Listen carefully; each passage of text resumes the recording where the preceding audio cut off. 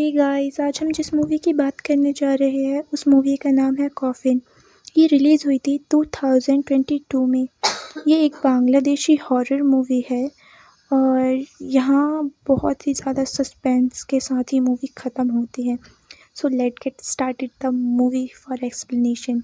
Movie के start में हम एक माहीन नाम के आदमी को देखते हैं जो कि एक एम्बुलेंस ड्राइवर होता है। माहीन अपने काम में, अपने पेशे में बहुत होनहार होता है और ये इसे रात में 2:30 बजे भी कोई फ़ोन करता है लाश पिकअप के लिए तो ये वहाँ पहुँच जाता है। इसलिए सब माहीन को बहुत रिस्पेक्ट देते थे। फिर हम माहीन को एक जगह जाते देखते हैं। माहीन के साथ उसका कोवर्कर भी था। माहीन अपने कोवर्कर को बताता है वो ये काम अपने पेशे के लिए नहीं करता, ये काम उसकी मजबूरी है क्योंकि उसके पीछे उसे अपने परिवार को भी पालना है। ये काम उसकी खुशी नहीं है, मजबूरी है।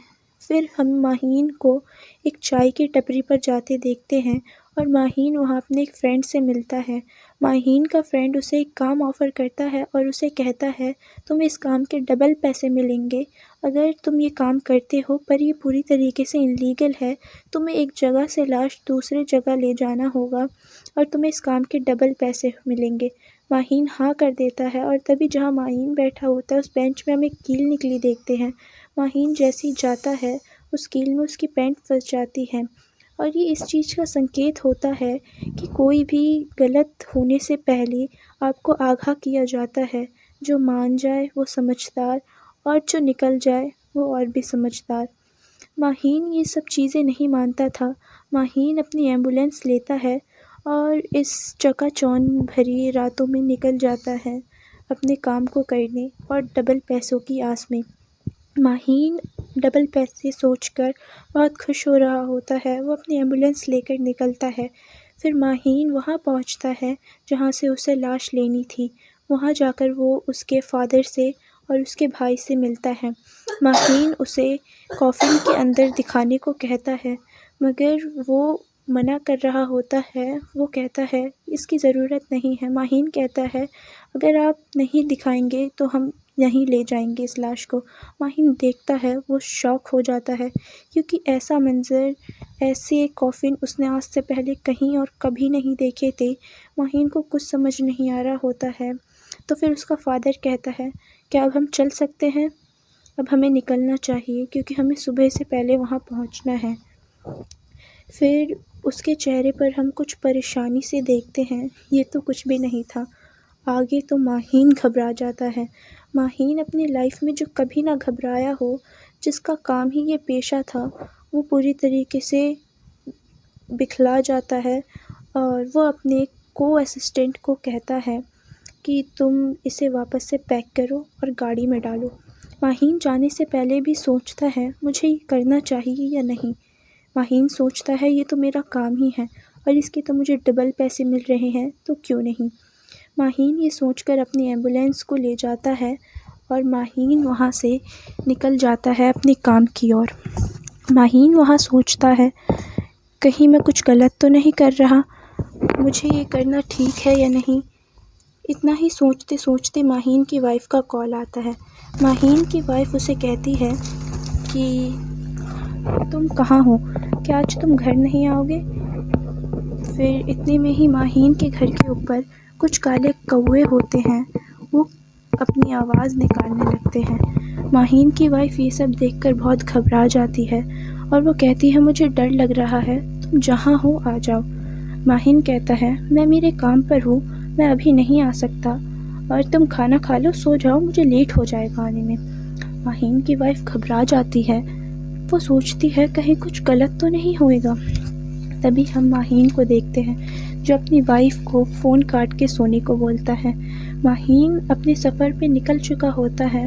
उसे कुछ अंदाज़ा नहीं होता आगे उसके साथ क्या होने वाला है। तभी माहीन रेडियो ऑन करता है। रेडियो में आवाज़ क्लियर नहीं आ रही थी, कुछ सिग्नल्स कट कट कर आ रहे थे।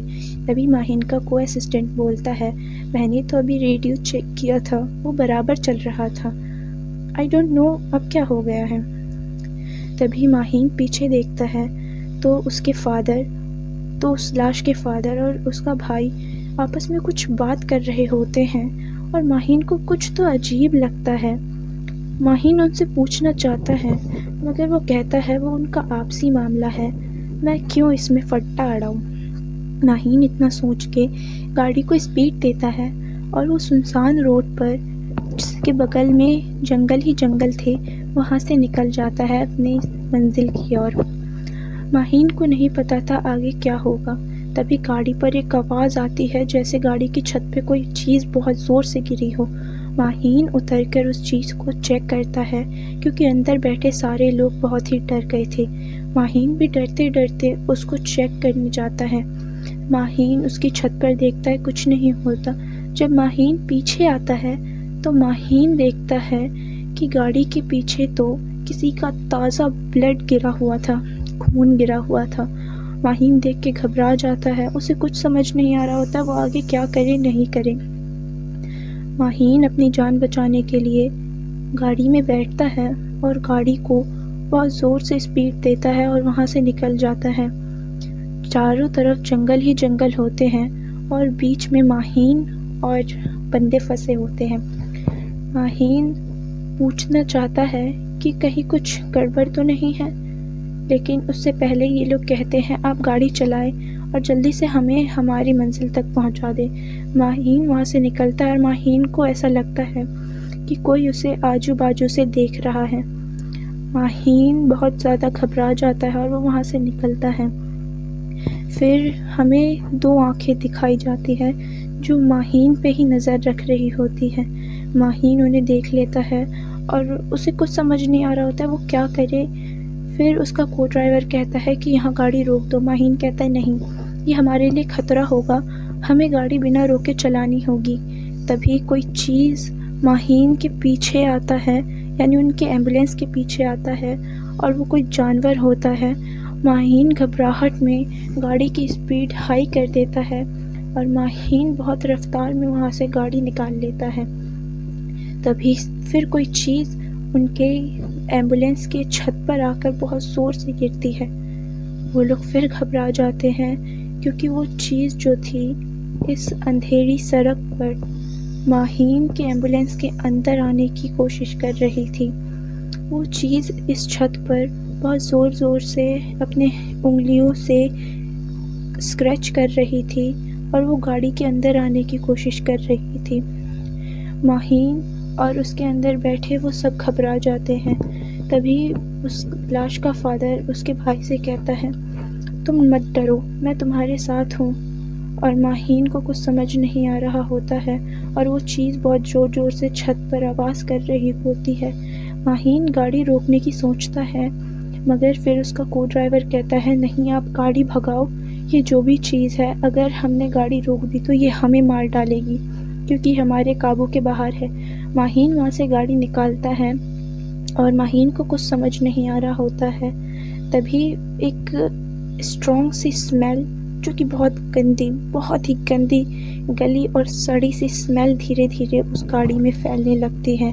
ماہین کو ایسا لگتا ہے کہ وہ اسمیل باہر سے آ رہی ہوگی، جنگل میں سے آ رہی ہوگی کیونکہ آجو باجو جنگل ہی تھے، مگر وہ اسمیل اتنی پھیل جاتی ہے پھر سب کو پتہ چلتا ہے وہ اسمیل اور کہیں سے نہیں بلکہ کافن کے اندر سے ہی آ رہی ہے۔ سبھی لوگ بہت گھبرا جاتے ہیں اس کافن کو دیکھ کر۔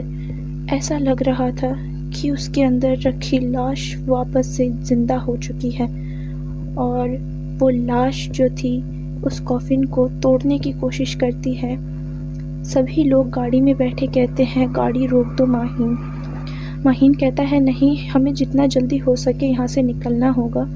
تبھی وہ اندر پڑی لاش زندہ ہو جاتی ہے اور وہ بہت زور زور سے اس کافن کو توڑنے لگتی ہے۔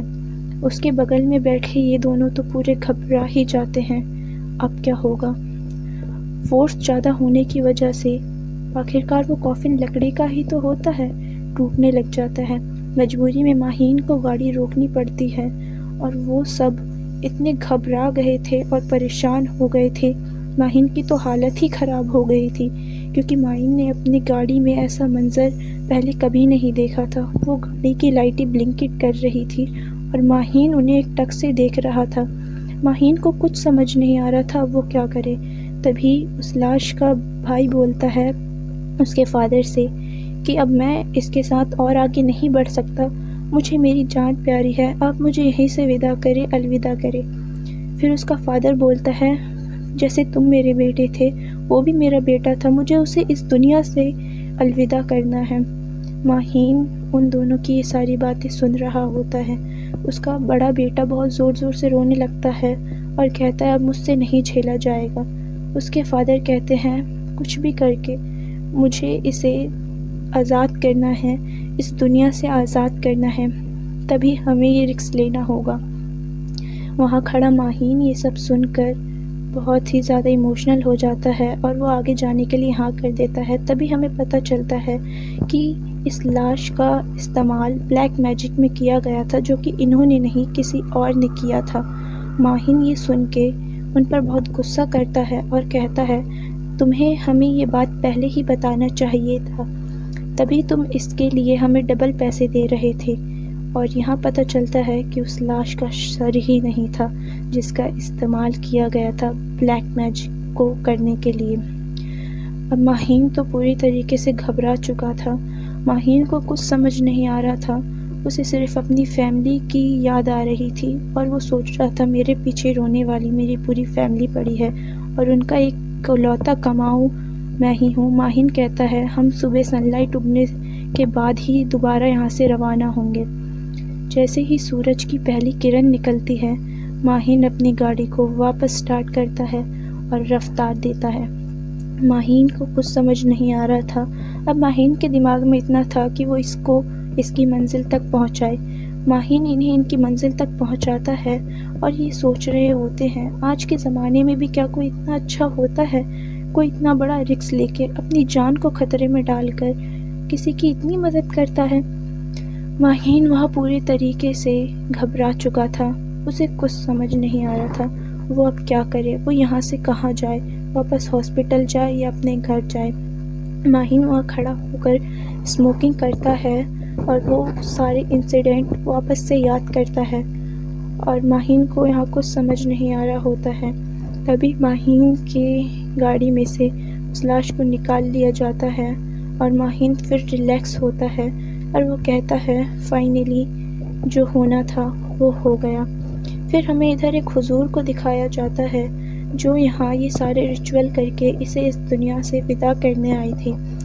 تبھی یہاں زور سے بارش ہونے لگتی ہے اور حضور کی طبیعت بھی بہت زیادہ خراب ہونے لگتی ہے، مگر وہ ہار نہیں مانتے اور وہ اپنے کام کو کنٹینیو کرتے ہیں اور وہ کہتے ہیں کہ جو ان میرڈ لڑکے میرڈ سے پہلے ہی سوسائڈ کر لیتے ہیں، کچھ لوگ ان کا استعمال کرتے ہیں ایک پاورفل جن کو بلانے کے لیے جو کہ اس کے شریر میں آ چکا تھا۔ اب گھبرانے کی کوئی بات نہیں ہے، ہم نے اسے واپس سے دفنا دیا ہے، لیکن اگر یہ پھر سے باہر آتا ہے تو یہاں موجود اپنے اور بیگانوں کو یہ واپس سے مشکلات میں ڈال سکتا ہے۔ وہاں کھڑے سبھی لوگ گھبرا گئے تھے، مگر حضور کہتے ہیں ٹینشن کی کوئی بات نہیں ہے، بس آپ کو اتنا کرنا ہوگا کہ کچھ رات یہاں آ کر آپ کو دیکھنا ہوگا کہ یہ صحیح سلامت تو ہے، کیونکہ وہ جن بہت پاورفل ہے، وہ واپس سے بھی آ سکتا ہے